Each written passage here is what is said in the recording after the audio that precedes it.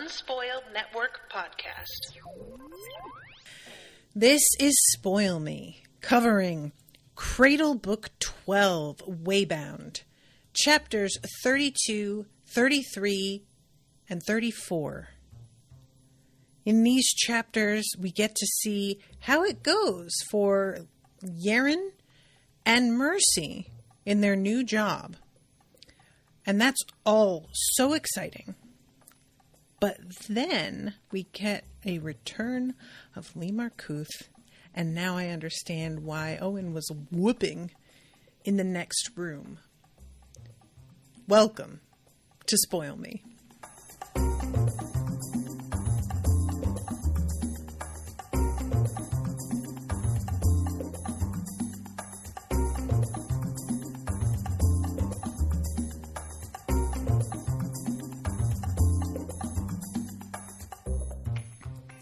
Welcome to the show, everyone. I am Natasha.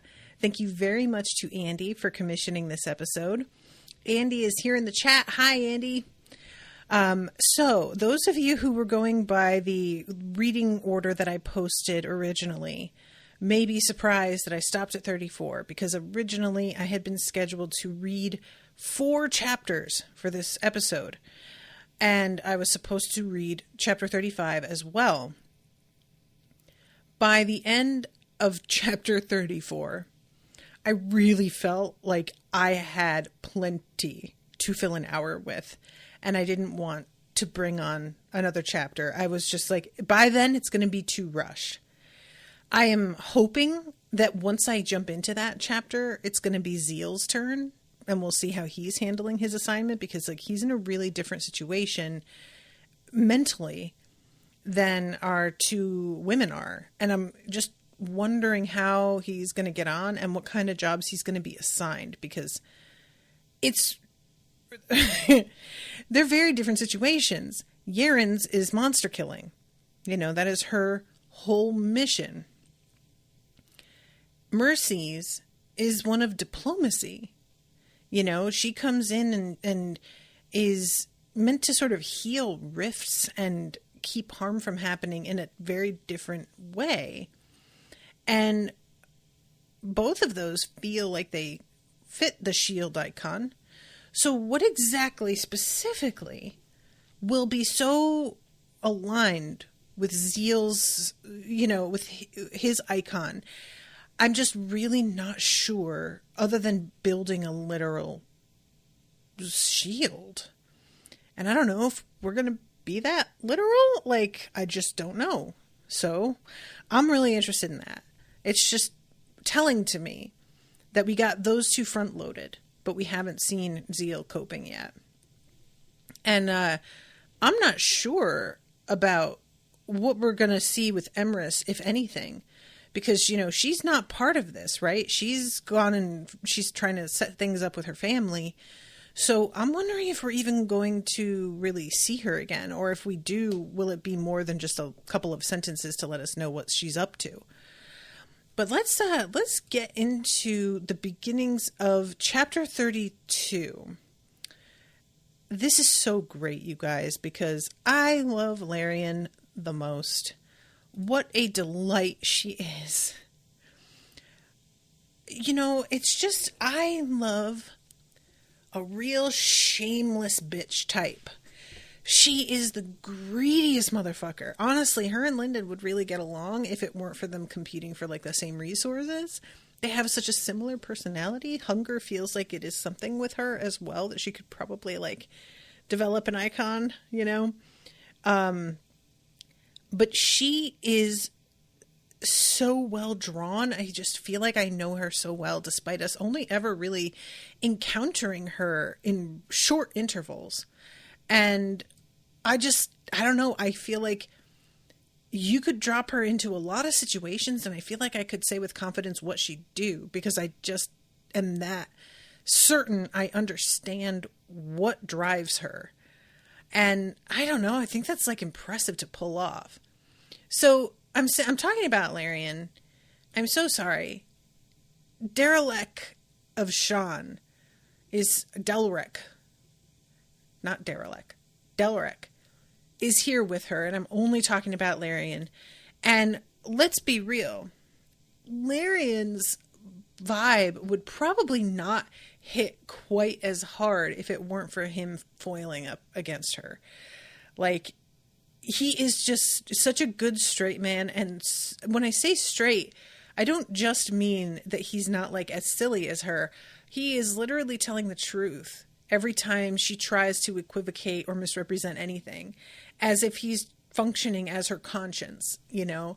And I really, really enjoy the dynamic between the two of them. And I like that we're seeing them next to each other so often, because it gives me the feeling that they're really close. Like, out of the 8-man empire, these two have the strongest bond. And I do think it's interesting that the 8-man empire, that what Will White chose to do here is just kind of get some folks who represent the 8-man empire, but not try and get us acquainted with every member. I'm totally fine with that, for the record. But it does sort of feel like we got to know Larian a little bit, and that was like mostly by herself, which did make her feel a bit too monarch-like. So then we have him to remind us that there are other parts of this equation, and I think that's a smart move. So Lyndon is inviting people to this meeting and is ready for them to fight if they, you know, are going to try it, but he really hopes he doesn't have to.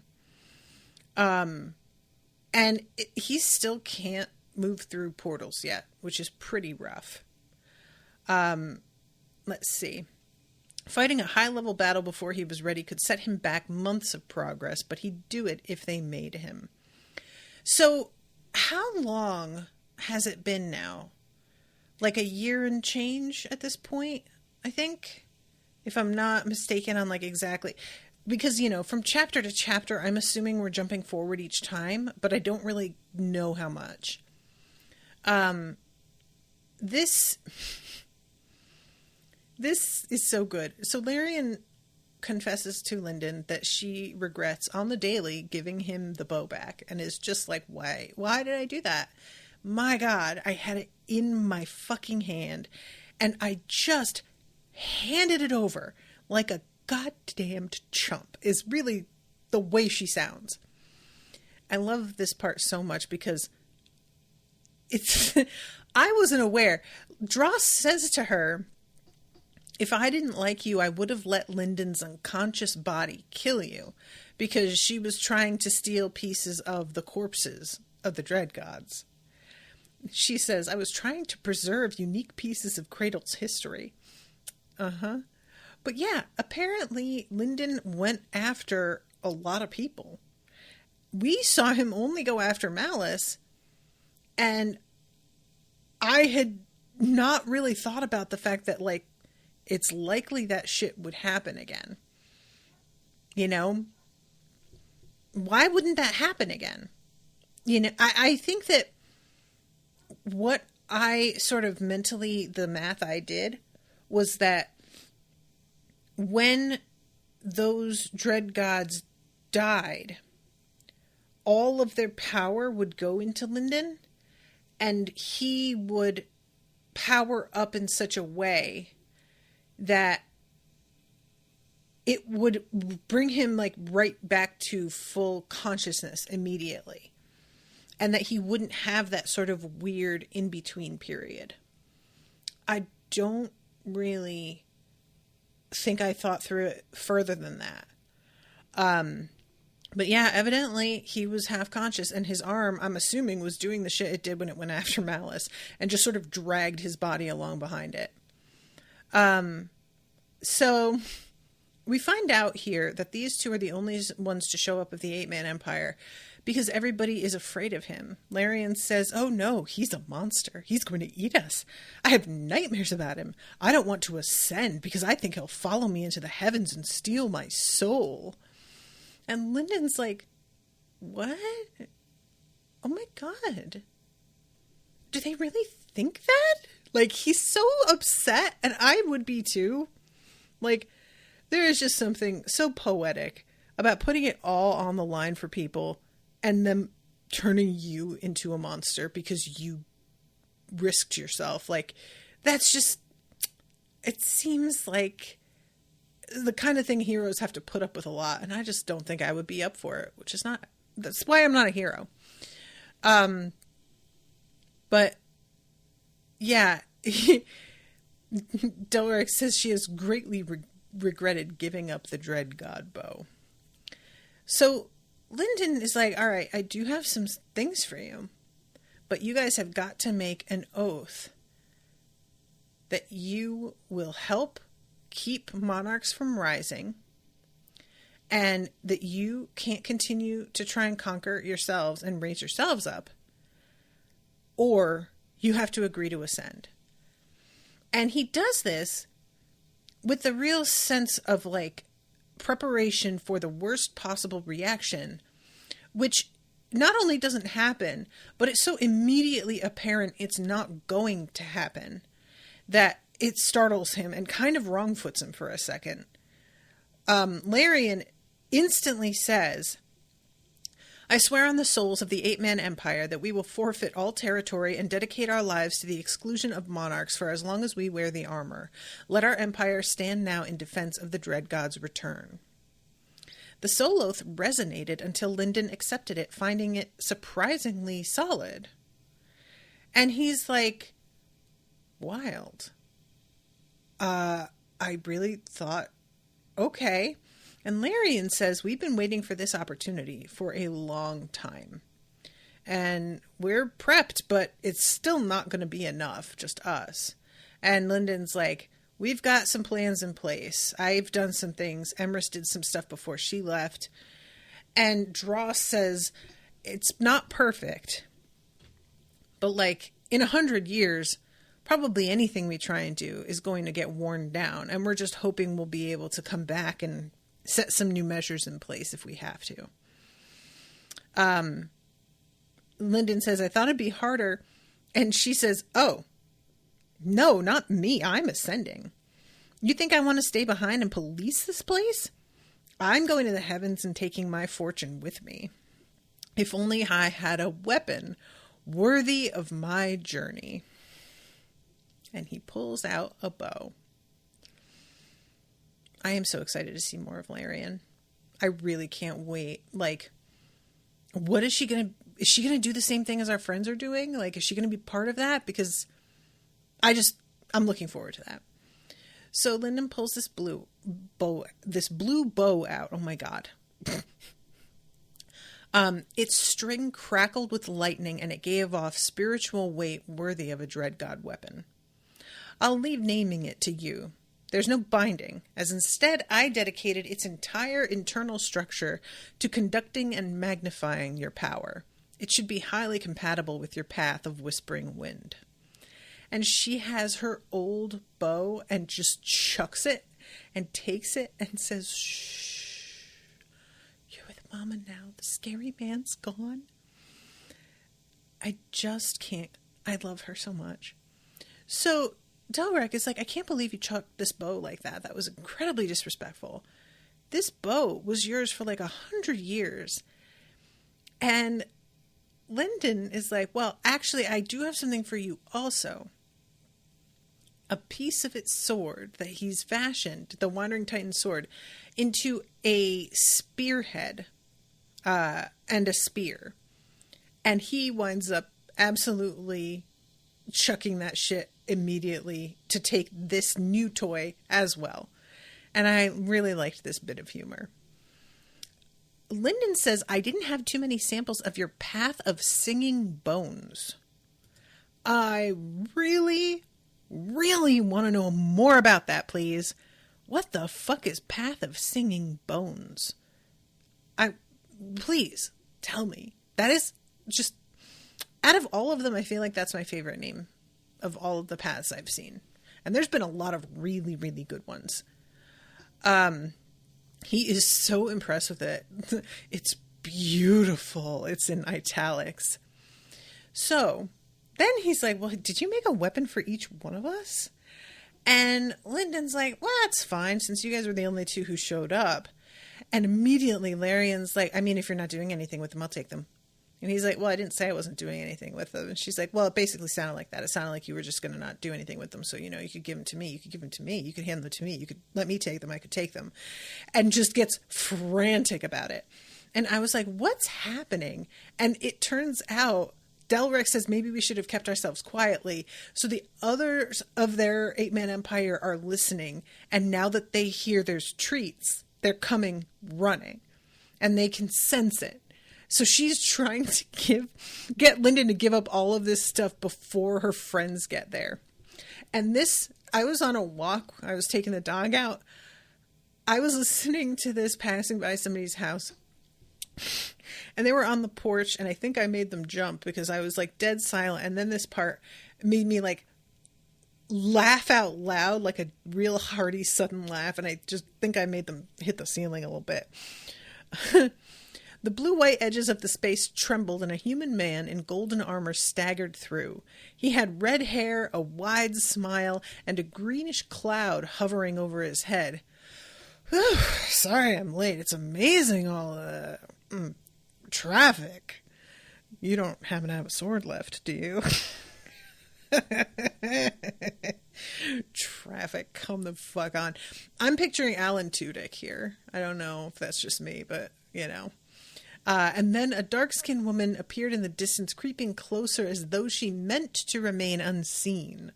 The bright gold of her armor would have made that impossible if her power hadn't already given her away. So she's our rogue type. And I love the fact that she's so sneaky, but not actually sneaky in any sense. There's just something very funny about the fact that, like, you can get powerful enough that it sort of fucks your jam up a little bit, maybe. Then again, it may be just how she moves and she's not really trying at the moment. Larian, their greed is so obvious. Doesn't it just make you want to teach them a lesson by rewarding those of us who showed up first, for instance?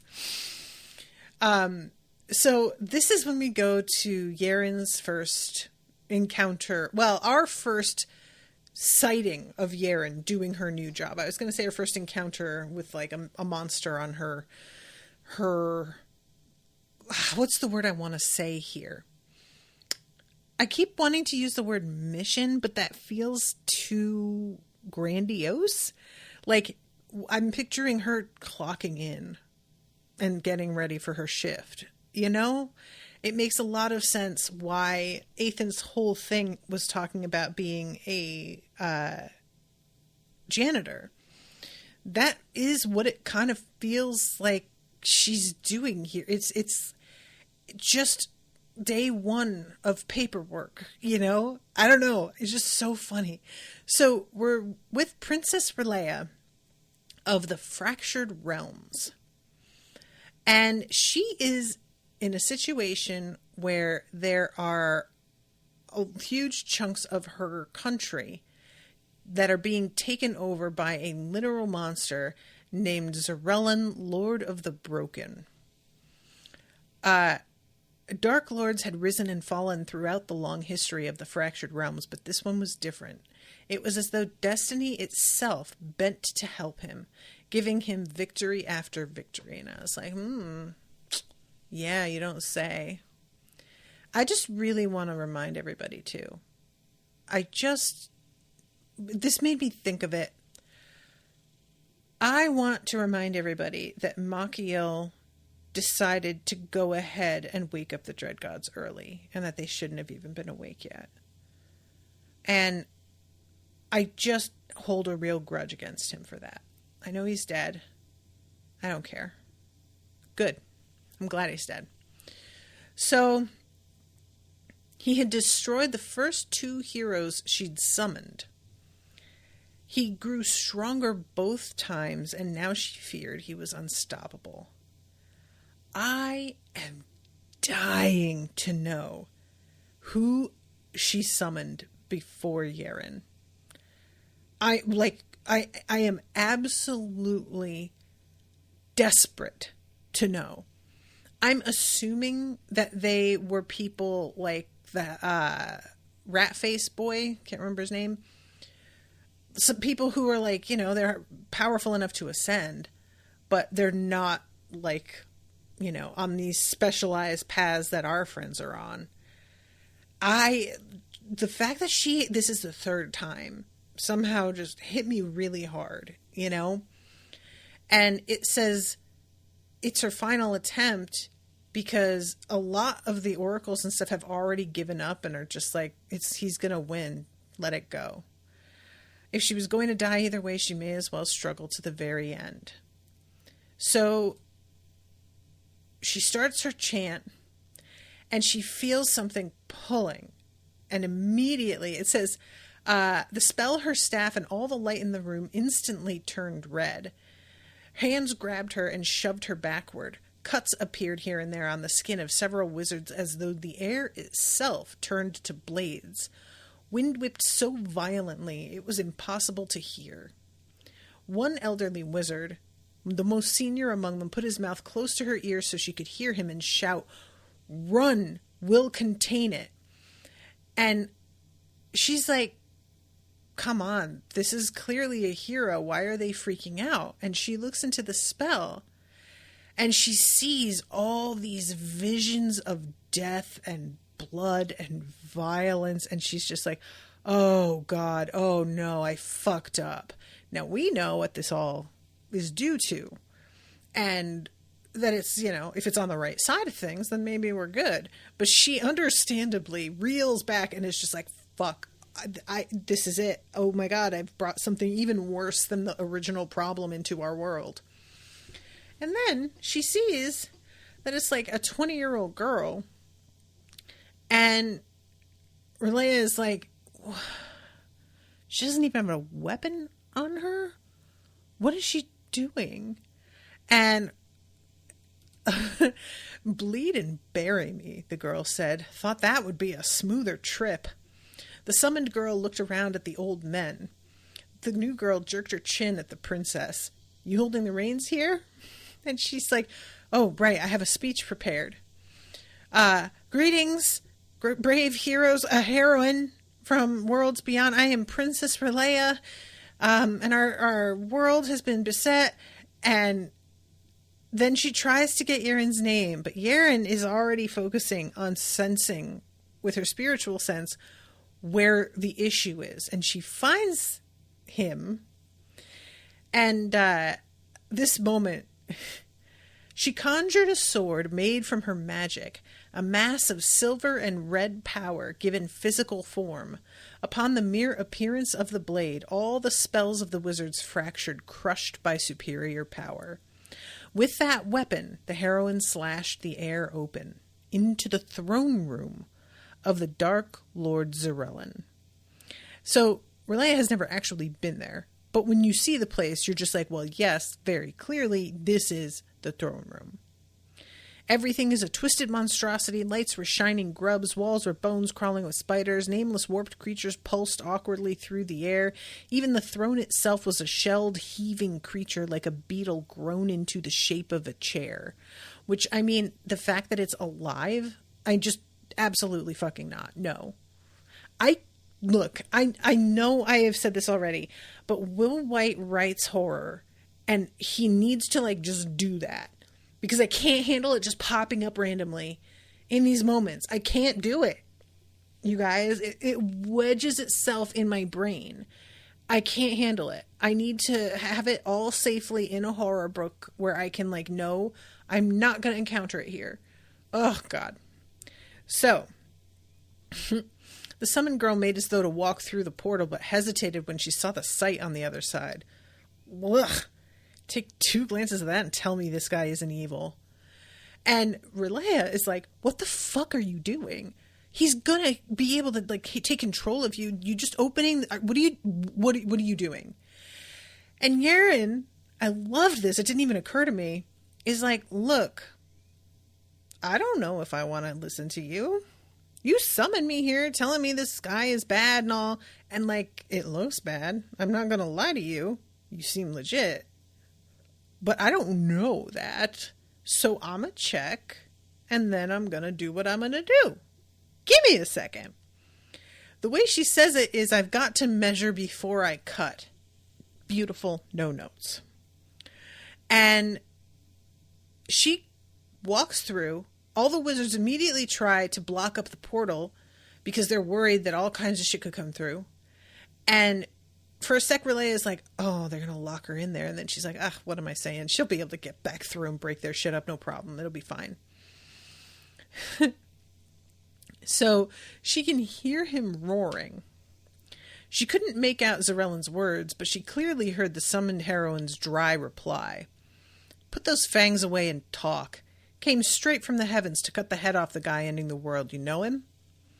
The fortification spells locked the portal down.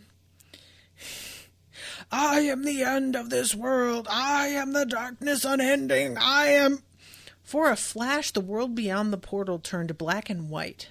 It cut off the Dark Lord's rant. A moment later, the heroine returned, running a hand through the red streak in her hair. He's dead. Guess you want proof, huh? You can go get his head. Oh, wait, it's missing. I'll contend I could find you an ear. I love her. And all of them put their senses out and can tell he is indeed dead. And Relaya is like, are you serious? I did 2 others. They got killed. And you're just done? You're done. So Yaren's like, all right, well, I'm going to head out. And Relaya goes, oh, shit. Because it turns out she has to gather all kinds of supplies to create the ritual to send Yaren away. So she is now really worried because Yaren's, in her mind, basically trapped here. And is just like, she's going to be so mad. Oh my God, she just did us this massive favor and now I've screwed her. What is she going to do? Like, she could end our whole planet's lives. And when she tries to explain this, Yaren's like, oh, no, this is cool. I got it. I got an Uber. So, don't worry about it. And she just slashes an opening in the air and steps in and says, you can call me back if you need me. And Relaya just remembers to ask what's your name? As she's like going into the way, and she can barely hear it. But she announces to everybody it's the mighty warrior Heron. And I would love to be in Dross's head. And or I guess it would be in Yaren's head. And hear the weird ass legends that will sprout up from this. Because I will eat my hat if Yaren doesn't turn into a literal heron eventually. I just feel like that's got to happen, right? So, then we go, very unexpectedly, to one of the portal spaces of Rhaegon Shen's, where he is just chilling as a remnant and trying to remember who he is and what his whole deal is. For a long time, the Lion had fought the Man of Lightning, but neither had put their all into it. They were stuck here together, and the longer they sat in silence, the more the Lion's remnant believed that this was its true punishment. There was only one set of memories that had survived the transition clearly: the skills of an ancient soulsmith, an enemy. Osmanthus Aurelius' soulsmith inheritance remained, taunting the remnant. It wasn't like hearing a voice in its head, which may have been a comfort. Instead, it was like knowing exactly what Osmanthus would say at any given time. That was much worse. Osmanthus would mock the remnant for this. He would say that floating forever in a dissolving spatial vault was a better fate than the spirit deserved, that all of its planning, riches, and power had come to nothing, and all because of its own treachery. And I knew this meant, oh, Lyndon's coming. I asked, I think, at the beginning of the book, whether the inheritance could be taken from the remnant. And I think I came to the conclusion that it has to be how it works, because otherwise, how do you ever leave one of these inheritances behind? And I am so excited that Lyndon has managed to get it after all. the heartbreak I felt when he didn't get it in the labyrinth. You all know. You were there. We were all just crushed. So I think that, thinking back, what if after getting heartbroken, somebody was like, oh, don't worry, he's going to take it from his remnant. Like, I think I of course I'd be so mad to be spoiled, but also hearing that just sounds so badass that I might just be like, oh my God, really? And that would make it all worth it. So an opening forms, and it says, the world was torn back like a curtain, pulled aside by white fingers. Something about that made the remnant hesitate, like a long dormant instinct. But he relaxed when he sensed that the next person who entered was indeed only a sage. And it is one of Tiberian's relatives. You guys, I was so happy about this. I don't remember if this is Sage of 1,000 Eyes. I'm assuming it is. But y'all know, like, the whole thing with Tiberian being held like this was already so awful. And if he didn't get restored to his family, I'm so glad, in a sick way, that his remnant was kept alive, even though it was for all the wrong reasons. Because the way that Tiberian was betrayed by him, he was betrayed by Rhaegon Shen, but seemed like, everything we heard about him before his death, he seemed like such a good person. I'm so glad something of him is left for them to learn from and emulate, perhaps, you know? And I'm just really, this was like heartwarming. It made me so happy. You won't be what you were, but we can help. I'll bring you back. The lion remnant attacked. The lion remnant. I don't think I noticed that it said that. Has he been transforming into a lion again sometimes? Or is it just meant to be that he's like partially a lion? I'm not totally sure if that's significant, because like remnants, can they transform? They don't, right? Like, that's whatever you are, that's what you are, I thought. I didn't really think about this. And he's attacking, but of course, Lyndon gets in the way. And this moment, where the arm met the shoulder, the half-silver rings restricted the flow of the arm's power. The white hand opened and closed experimentally. Good, it still works. The sound of that voice sent more shivers running through the remnant. Eyes like burning white circles blazed in a vault that suddenly seemed much darker. "Hello, Shen," the Void Sage said. "I believe you were holding on to my inheritance." Rhaegon Shen's remnant tried to cry, but it had no tears. I want to mention really quick, guys, that it says the remnant staggered to its feet, bracing itself against the wall with its goblet-shaped hand. I didn't realize that part of it, and I'm not totally sure that it's meant like literally instead of a hand, he has a goblet, but I didn't stop to think about the fact that if the remnant can't change form and he's holding a goblet, then he's just going to have something in his hand forever. And what I find so fascinating about this, and I didn't really go into it too much last time, but the idea that like Shen said to the Bleeding Phoenix,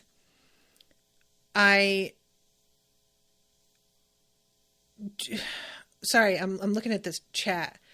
MX Shard says the reflection of the self and their path, the things that remain like techniques and spiritual treasures like inheritances, it's fascinating. Yes. Jan says Shem was originally a lion but chose to remain in man form when alive. If I recall, he protested, "I'm a man," or something similar right before dying, then poof, lion remnant. No, opposite, Jan. He protested, "I'm a lion," and then his remnant was in the form of a man holding a goblet. So that's why I'm a little confused here. Unless it's just being called lion remnant, like, for us to know who he is, and it's meant to be sort of a distancing effect because he can't quite remember his own self very well. Might just be that. But to Emmett Shard's point, the thing with his remnant holding a goblet, when he was talking to the Bleeding Phoenix and she made a point to swirl some wine and then like look at him and say, "Don't you think it's annoying when people do this?" He said, "All part of my carefully cultivated image." And I think it's really an interesting comment to have him think it's just part of his image, because I think he meant it when he said it. But then it be actually part of his remnant. It's the sort of thing that reads for me like, if you pretend to be something enough, how is that any different than actually being that thing? And this comes up in a lot of different fictions, like this question, how long can you go on acting before you start to believe your own bullshit? And I find it really compelling how Raygon Shen had such a warped image of himself. Like, that he still thought he maintained a certain savagery and power that he didn't really like connect with very well anymore. He could still turn into a lion during the battle, but it was just for the brute force of it, and otherwise it was a form he mostly shunned. And he would like point to, "Well, I'm a lion," when he wanted to distance himself from like the frailties of mankind. But when it came right down to it, his whole the whole idea of like how a lion functions is to protect a pride, right? And he was not a team player. He was a selfish, grasping, greedy man, which, if you're trying to constantly distance yourself from the frailties of man, but you betray by completely embodying the worst characteristics we've got on offer, then yeah, you're not really who you think anymore.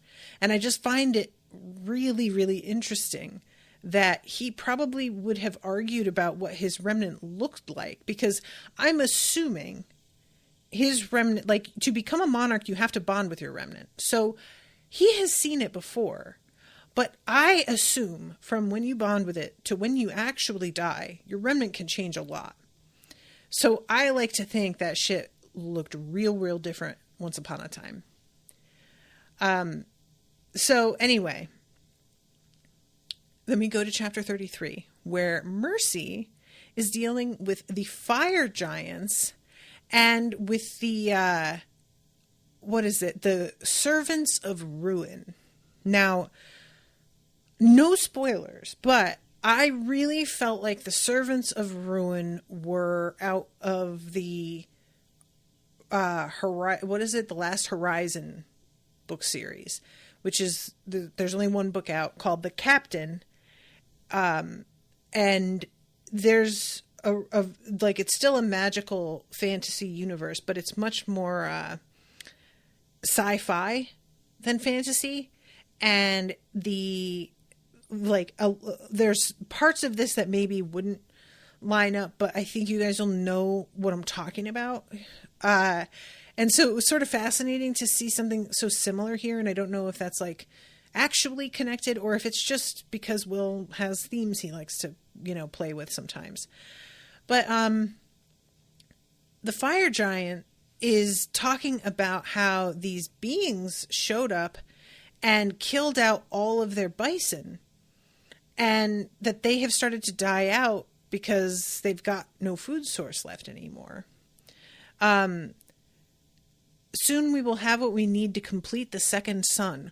Once it's finished, we will need your assistance no longer. This will be a world of fire, and we will be reborn. And Mercy's like, ooh, yeah, that sounds awesome, but what if we did not do that? Hold on. I'm going to go and have a little chat. You sit tight. And she goes and speaks to the servants of ruin, which he told her she do not go to speak with them. So let's see. I'm trying to find this moment here. She says, don't speak to them. They will feed you only lies. Really? What are they going to say? Mercy listened to his side of the story. It was good preparation for the next day when she went to visit the servants of ruin.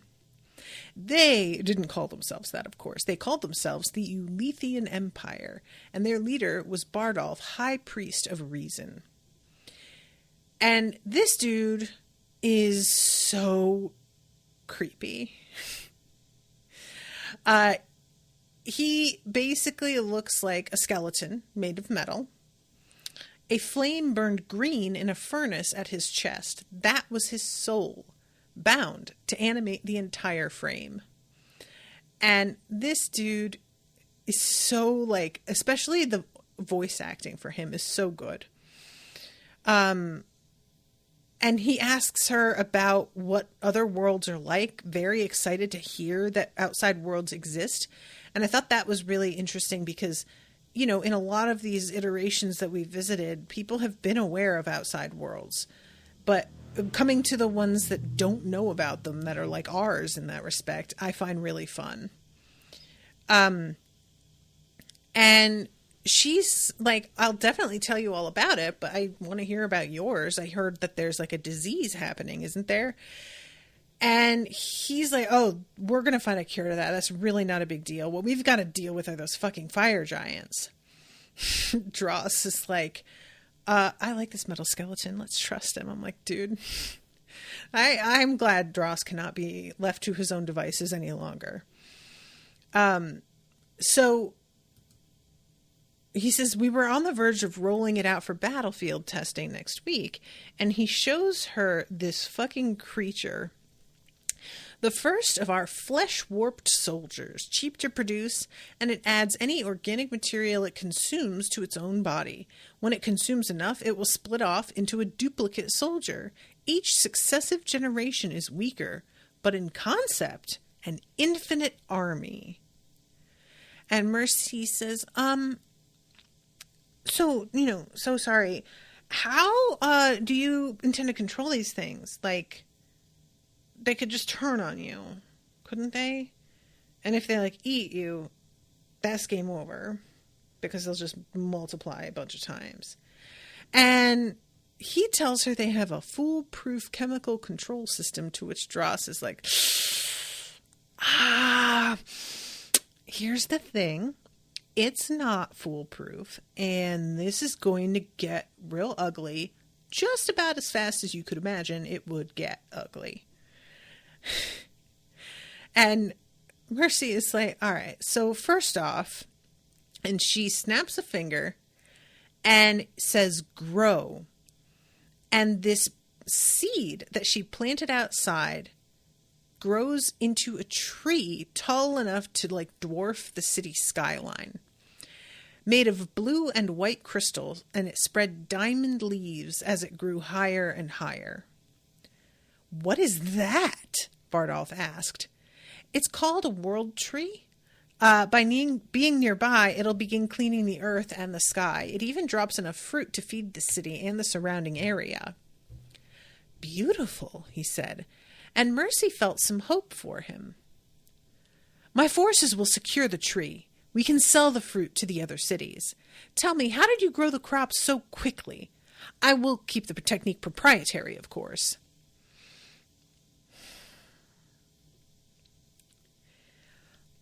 I just really want to take a moment to appreciate that moment. She develops something that's supposed to help everybody, and he immediately wants to corner it and make money off it. And if that ain't it, that's the whole thing right there, guys. All of these advancements we have made in civilization, we have come up with technology and food production techniques and labor reduction techniques in all sorts of areas that are designed, allegedly, to make our lives easier. But we have not adjusted our system in any way to compensate for that fact. and have imbued everyone alive with the sense that they need to earn the right to eat and have a roof over their head. We don't need to demand that people earn their way anymore, because we have more than enough to give. Any sense of scarcity is produced artificially to make money. We could get everybody a home, a basic income, and health care. We could afford to do that many times over. But we don't, because of reasons that are about, you wouldn't appreciate it if you didn't have to earn it. Well, most of us are working to earn it and still not earning it. So next, there's nobody getting pensions anymore, kids. Nobody's getting healthcare built into their job unless they also have to pay. It's never free anymore. There's nothing. We don't get anything for our work anymore. So what's the point of advancing civilization if everything fundamental to how we access those advancements remains exactly as walled off as it always has been? There's no point at all. It's just a bunch of people jerking off. That's what it is. So why do we keep acting like we're doing things for the good of humanity if we don't actually care about the good of humanity? Why do we do it? What are we lying to ourselves for? We've got all kinds of drugs that could fix things, and we're like, yeah, but it's $700 a month for it. What is this? And that's America. When you find out what it costs to make it, it's $25. But no, give me $700 because of, what else are you going to do? If you have other options, I'd love to hear them. But if you don't, then it will be $700, and don't forget tax. Anyway, I'm sorry. You guys know when you come to my show, it's going to be communism/socialism hour. Depends on the mood. So this whole thing ends with her destroying the horrifying soldier and then imploring him to remember these are not good weapons. It was absolutely going to break out. So that's the end of that. And he tries to call security, and they use guns. And Dross is fascinated by the bullets, the guns, and at one point the word robot. He's very, very excited about it. So she goes then to the Scorched King and is like, so I got a present for you. And she shows him some of the bison that they used to live on that are apparently in other areas of the cosmos as well. So she goes and gets some and is like, I have a lot more. I can't carry them all, so I will be bringing them over bit by bit. And I love this. How amazing would that be? Because, killing off a lot of a particular bison-like herd animal and making it so that the native peoples can no longer survive on their own land is a not unfamiliar concept. So she uses her healing ability and fixes his beard, because he had a flame beard on one side, but then the other side had burn scars, and it completely put the beard out on that side and it wouldn't fire anymore. So she fixes his beard. And I love when she leaves the servants of ruin, she says, keep the tree healthy. It can only purify so much before it starts to wither. If it dies, I'm going to come back and I'll have to kill you. I'm sorry. Keep it alive and you'll be fine. Okay. So to the fire giant, she says, there you go. Oh, and I gave some big trees to you Lethians. Don't hurt them. If the bison or the trees are gone, I'll come back and then I'll have to kill you or whoever's responsible. Just keep the trees alive and the bison alive. There's nothing to worry about, but don't cross me, but enjoy, but don't make me come back. Okay. I love this so much.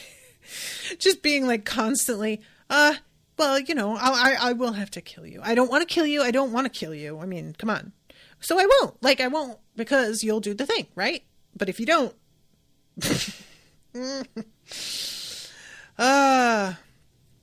so Lyndon on the forge. This is fun.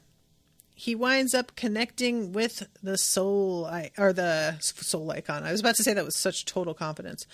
With the smith icon. And this is so delightful. Lyndon placed 2 swords. One was black with a line through the middle of its blade where it had been broken and restored. Which I'm assuming was... Oh no, the next one, the second was white and in several pieces. And that's Netherclaw, right? Let's see. Netherclaw was more suited for this than the Sword Sage's blade was, but Lyndon wanted to use them both. So was the white one his? I don't remember. This is such a weird... The Bleeding Phoenix core binding sounds so wild. It resembled a sealed egg, like a giant shark's egg, with a leathery shell so thin that dark shapes could be seen moving within. Lyndon examined it with his spiritual sense, musing on its nature with dross, as Osmanthus Aurelius' skills whispered advice into the back of his mind. I am going to just Google real quick shark's egg, because I have never seen one before. What? That paid off a lot. Anybody who hasn't looked up shark's eggs, I think you're going to be a little bit surprised. That's not what I was picturing at all. Wild. Okay, that's so cool. Okay, I'm just gonna... That's that. And obviously, different sharks are going to have different eggs, I'm assuming. So this is not just a representative, but they're much cooler looking than I thought. Really, really weird. Like pine cone looking, some of them. Like swirls. Crazy. Anyway. So, let's see. Oh, here it is. Both sides of the hammer would be used on this. It was no simple project. When Lyndon, with the assistance of Dross and Osmanthus, had agreed on a final vision, he got to work. And it's really quite a lot to imagine having both Dross and Osmanthus inside your head. Like, Dross was already quite a lot. That's an adjustment. I have enough in my head. I don't really think I could fit another voice in there. Like, that's a lot. Adding Osmanthus, wild. Real party up in that bitch. So he is focused, and there's this like music that starts that he can feel. And that is the development of the icon. I love Dross saying, "We'll handle congratulations later," because Lyndon can't stop what he's doing. And I'm really wondering what it's like to be somebody who lives in a place where icons get manifested. Like, I assume after a certain point, if you're too low level, you don't even notice, you can't tell. But yeah. Anyway, so you guys, look at this. I'm so close to out of time, and I haven't even gotten to chapter 34. I'm so glad I stopped. But this, guys, Lee Marcoux showing back up. A lot of this I don't even have to really get into, because it's him returning to Cradle and wanting to regain that sense of being worshipped that he had the first time. But there is a really sort of weird thing here where the Mad King sent him, and I still wonder if the Mad King didn't like set him up. He had to know to a point the kind of trouble this man would face, right? Because it's like the fact that he sends him here specifically is just sus. I don't know. He'd been ordered to return to his home world. Like, nobody else that I remember was specifically ordered to go to anywhere in particular. I'm saying that, you know what? I didn't see anybody get assigned anything in particular, so I guess I don't know. That may not be true. Andy says it was so satisfying for Lyndon to finally get the hammer icon. What he most wanted as a boy was to be a soulsmith like his mother. Yeah, I was thinking about that, and just how the soulsmith thing, it feels in a lot of ways like it's more Lyndon than anything. You know, the void sage thing, and that is, you know, what's the word I want? It's a part of him in that he showed no Madra and was empty. You know, that was part of the thing. But I feel like the soulsmith was something that was just a desire because of his curiosity, and the other wasn't under his control. And he decided to lean into it, the void sage, because like of his constant desire to discover, and he wanted to learn as much as he could and become as powerful as he could. So that natural greed was there, but that was like an innate thing. And the soul, I keep saying soul forge, the soul smithing was about his genuine interest in like a specific direction that feels so much more about him as a person and his personality in a way that's like, I don't know. There's just something about it that feels, if I were to pick one for Lyndon, I would see him as a soulsmith first, really. I don't know. So, okay. Jan says, Daruman told the prisoners to go to their homeworlds, not Cradle specifically. Okay, I thought he specifically said to Lee Markuth, you go to your homeworld. I didn't remember that he just told everybody, head back to your homeworld. Okay, I get you. So he remembers, by the way, the whole thing with Suriel, of course. Like, she restored the bodies, but not the memories of the people who had died. So those folks would just not know what happened. But he's the perpetrator, so that's not going to happen with him.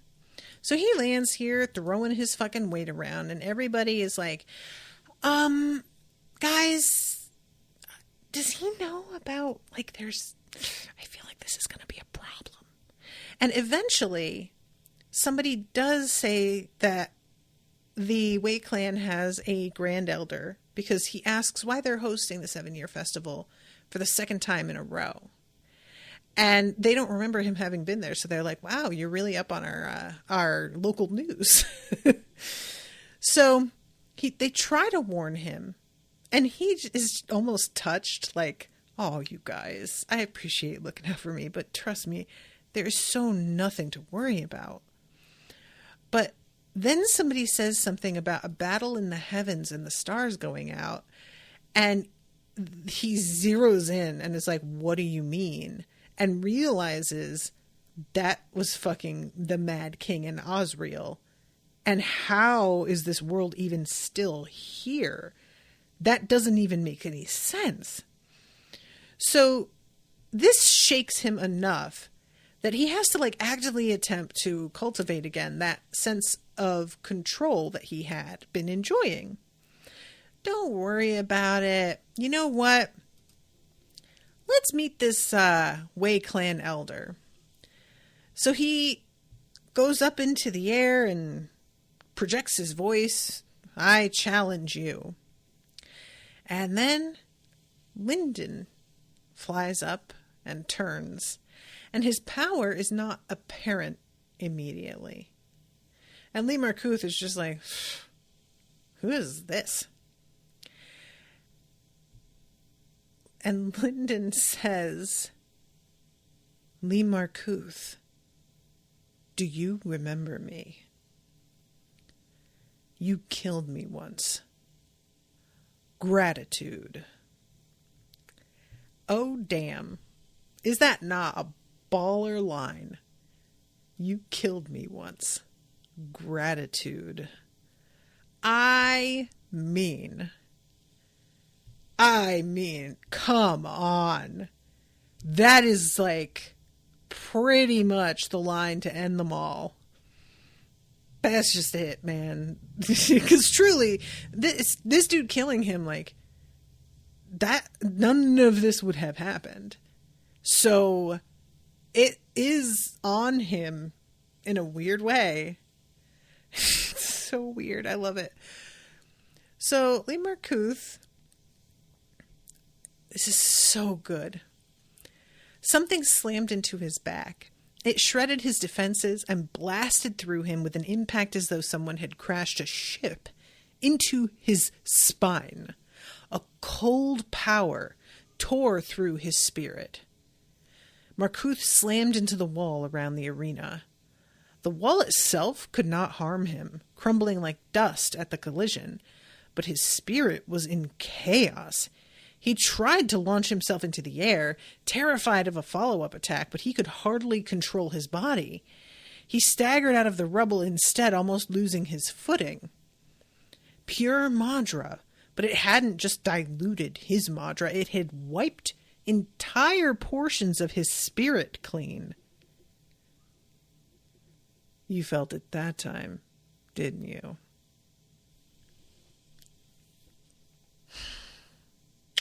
You guys, this is so satisfying. This is so satisfying. This is like a freshly grilled, sizzling cheeseburger on a crisped bun, followed by the most perfect ice cream cone. Just like, I mean, does it get better? Like, this is like candy. This is literary dessert. It's just so tasty. Oh my God, feed it to me.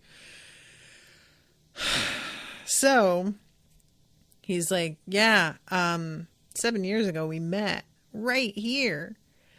And Lee Markuth like vaguely remembers some kid, doesn't remember actually killing him. Is just like, I mean, I could have done literally anything and he'd have been sliced right in half, so who fucking knows?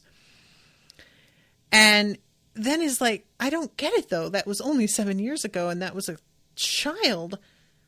How are you like that now? What happened? A cold smile spread on Wei Shi Linden's face. You do remember. I'm glad. I remember you.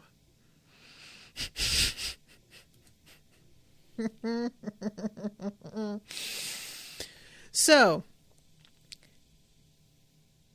he evacuates the arena and then tries to be like, hey, why don't we play a game? We could have points. Da, da, da, da, da.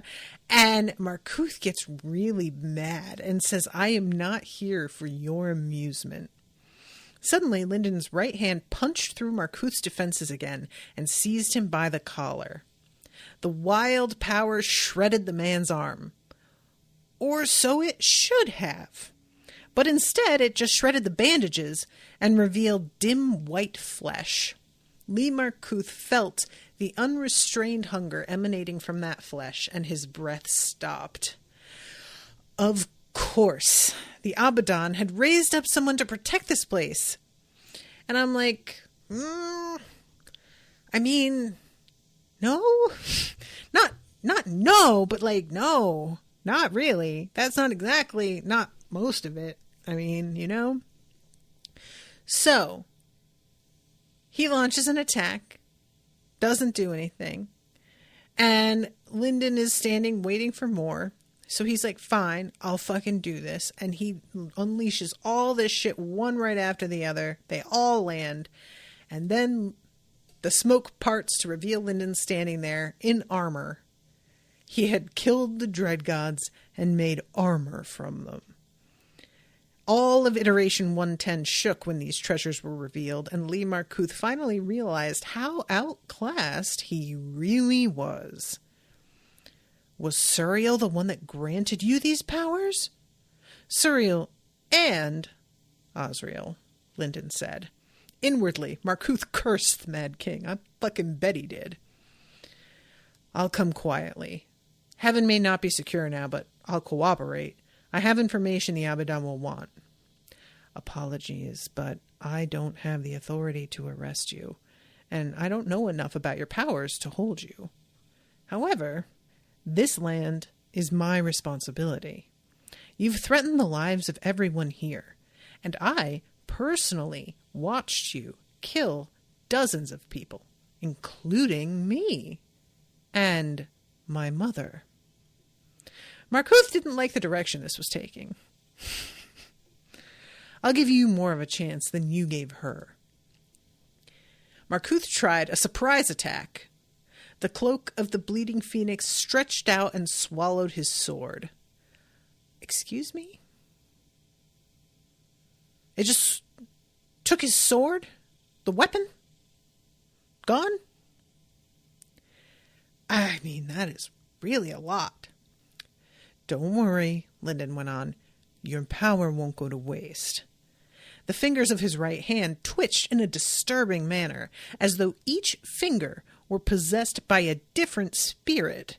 Its hunger felt like a salivating beast with its fangs at Markuth's throat. With sweat running down his face, Lee Markuth turned and tried to run. He didn't make it. That is so satisfying, you guys. My God. I know Lyndon has told this story to his parents, but I really want to see the reaction they have to him facing this guy down now. I just really love the literary dessert, and I want more of it. I want to be in the heads of everybody who is awed and impressed by Lyndon and just get all of that all day just to make me happy in my heart. Can I just get that? I would really like more. Thank you. So that's the end of that chapter. Andy says this part of the book is one big payoff after another. That's the sense I'm getting. I had thought we would see Lee Markuth again. After rereading the first book, I was like, yeah, him being arrested, come on, this guy's coming back. But I never thought it was going to be in this kind of really simple one-on-one capacity. I thought he was going to turn up mixed into some other thing. And by now I had forgotten about him. So when he hadn't appeared yet, I was just sort of oh, all right. And I the fact that he had been arrested, I think I'm just so used to people busting out of whatever prison on a whim that I didn't take the Abaddon prison too seriously. And I should have really understood a little bit more that they were going to have to be pretty badly destabilized before he was free again. So anyway, MX Shard says, it's especially satisfying to see an enemy realize Lyndon isn't just going to kill them, but metaphorically eat them. Yeah, real insult to injury situation. All right, everybody. Thank you again so much, Andy, for commissioning this. This is such a delight. The next episode, guys, correct me if I'm wrong. I'm not wrong. First of all, the next episode is supposed to be Thursday, August 3rd, because I had booked in some time off. I try and book an extra day off every 2 months. To just give myself a little bit of breathing room. I do not want that breathing room right now. So I'm going to see about moving up the episode from the 3rd to the 27th, this Thursday, and then having the wrap-up episode on maybe the 1st and taking the week after that off instead. If that would work for you, Andy, just running it by you, and I'll have to run it by the other folks who I have booked on that day as well.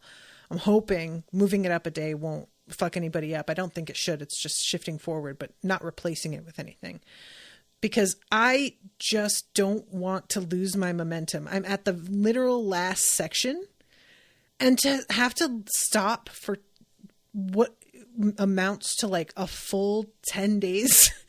That is so not okay. I don't know what I was thinking scheduling this shit like this. So Andy says, yeah, that's fine. Awesome. I'm I'm so excited. Oh my God. All right, everybody. Thank you all again so much for coming and hanging out with me. Appreciate you all a lot. Hope you've been enjoying the coverage as much as I've been enjoying doing it. Until next time, toodaloo, motherfuckers.